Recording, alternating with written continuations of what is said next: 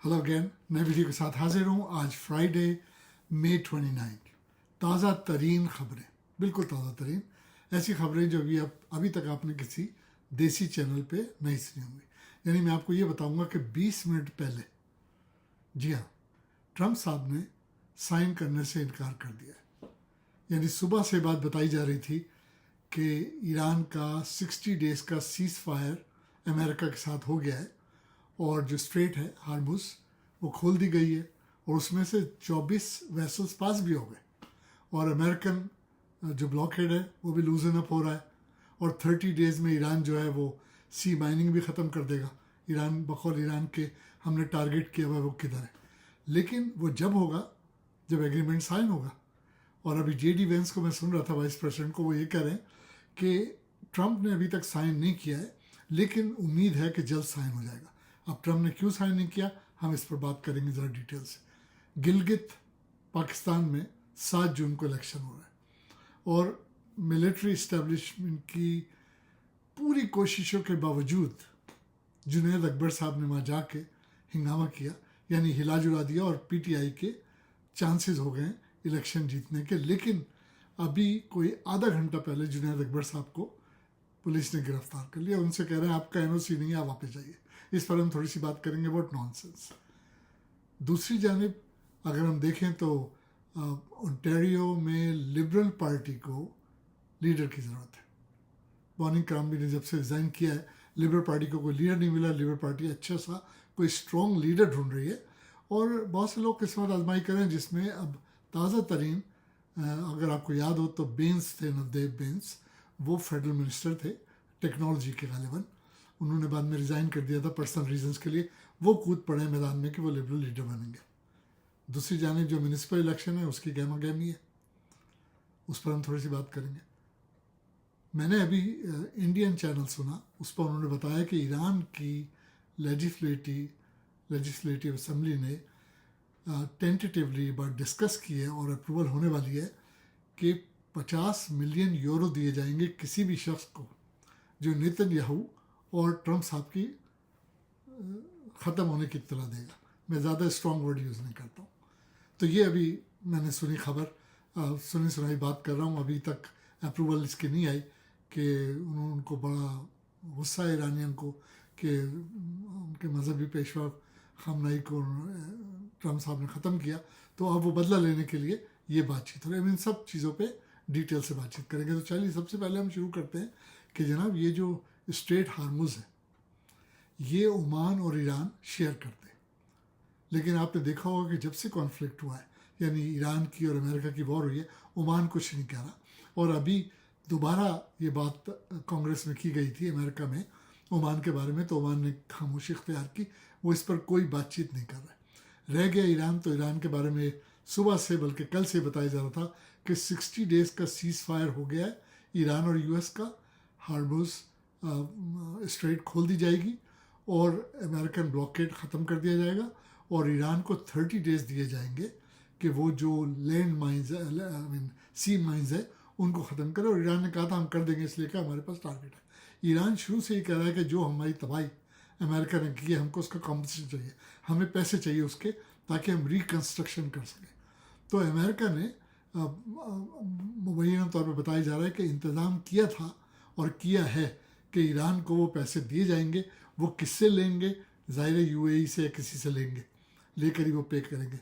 लेकिन in the mean time Trump साहब जो है उन्होंने ये वॉर इसलिए शुरू की थी, वो कहते थे कि ईरान को न्यूक्लियर पावर बनने नहीं देना है, जबकि जेडी वेंस के बकौल कि ईरान ने अभी तक कोई ऐसा वादा नहीं किया कि हम अपना न्यूक्लियर प्रोग्राम ख़त्म कर देंगे।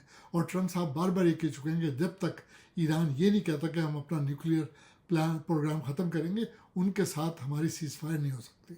वो तो सिविलाइजेशन ख़त्म करने की भी बात कर रहे थे। दूसरी जानब ट्रंप साहब ने एक और बड़ी ख़तरनाक बात की है। ट्रंप साहब ने ये कहा कि वो चाहते हैं मुबैना तौर पे कि मोस्टली मुस्लिम ममालिक इंक्लूडिंग पाकिस्तान इसराइल को तस्लीम करेगा तो हम ईरान को अच्छी डील देंगे, यानी स्ट्रिंग्स अटैच। यानी अब्राहम अकॉर्ड जो है वो ज़्यादातर मुस्लिम ममालिक जब साइन करेंगे इंक्लूडिंग पाकिस्तान 78 ईयर्स से ये कह रहा है कि हम इसराइल को तस्लीम नहीं करेंगे जब तक कि यरूशलेम में इसराइल इस बात को तस्लीम करे कि वहाँ दो स्टेट्स होंगी, यानी फ़लस्तीनी स्टेट्स और इजराइली स्टेट। और हालत यह है कि गाज़ा में अभी तक, यानी आज सुबह तक नेतन्याहू ने ऑर्डर दिया है कि इन 2 मिलियन फ़लस्तीनियों को पीछे करो और हम वॉलंटियर इमिग्रेशन खोल रहे हैं। वो वहाँ चाहते हैं अपने सेटलमेंट बनाना।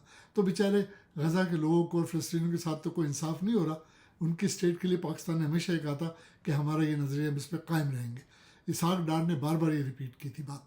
अब मुझे नहीं पता आसिम मुनीर साहब या मौजूदा हुकूमत अब्राहम अकॉर्ड के बारे में क्या सोच रहा है, किस तरह इम्प्लीमेंट कराएगा मुस्लिम ममालिक से ईरान को अच्छी डील दिलाने के लिए। और उसका मकसद ये होगा कि इजराइल को तस्लीम करना है। और इस पर ट्रम्प साहब जोर दे रहे हैं, दो चीज़ों पे। अभी तक उन्होंने साइन नहीं किया, लेकिन कहा जा रहा है कि ट्रम्प साहब शायद साइन करें, क्योंकि हालत ये हो गई है अमेरिका में कि ट्रम्प साहब की popularity as of today reduce होकर 34% रह गई है, 34%। और नवंबर में जो मिड टर्म इलेक्शन हो रहे हैं उसमें अभी जो पोल हुआ था उसमें लोगों ने कहा है कि 57% लोग आके वोट देंगे। और ट्रम्प साहब की पॉपुलैरिटी से देख के अंदाज़ा हो रहा है कि इसका मतलब ये है कि मिड टर्म में डेमोक्रेट्स को फ़ायदा होना चाहिए, यानी ओबामा की पार्टी को फ़ायदा होना चाहिए मिड टर्म से। और अगर बैलेंस ख़राब हो गया दोनों हाउस का तो ट्रम्प साहब मनमानी नहीं कर सकेंगे। अभी तो दोनों में मेजॉरिटी है, दोनों हाउस में उनकी, वो जो चाहते हैं अप्रूवल ले लेते हैं। बगैर अप्रूवल के उन्होंने ईरान से वॉर भी कर ली, उन्होंने कोई अप्रूवल नहीं, उन्होंने कहा कोई ज़रूरत नहीं है, जो चाह रहे हैं कर रहे हैं क्योंकि मेजॉरिटी है। लेकिन मिड टर्म इलेक्शन के बाद अगर हाउस में मेजॉरिटी नहीं रहती तो उसके बाद ट्रम्प साहब वो फैसला नहीं कर सकेंगे। और 34% पॉपुलैरिटी जो रह गई है उसी से अंदाज़ा हो रहा है कि मिड टर्म यानी नवंबर में क्या होने वाला है। तो जाहिर है ट्रम्प साहब चाहेंगे कि अपनी पॉपुलैरिटी को इम्प्रूव करने के लिए, अमेरिकन को खुश करने के लिए वो सारी बातें कर रहे हैं कि इब्राहिम अकॉर्ड पे साइन की जाए, इसराइल को तस्लीम किया जाए, हम ईरान को बेटर डील देंगे, ईरान को न्यूक्स नहीं बनने देंगे, एंड थिंग्स लाइक दैट।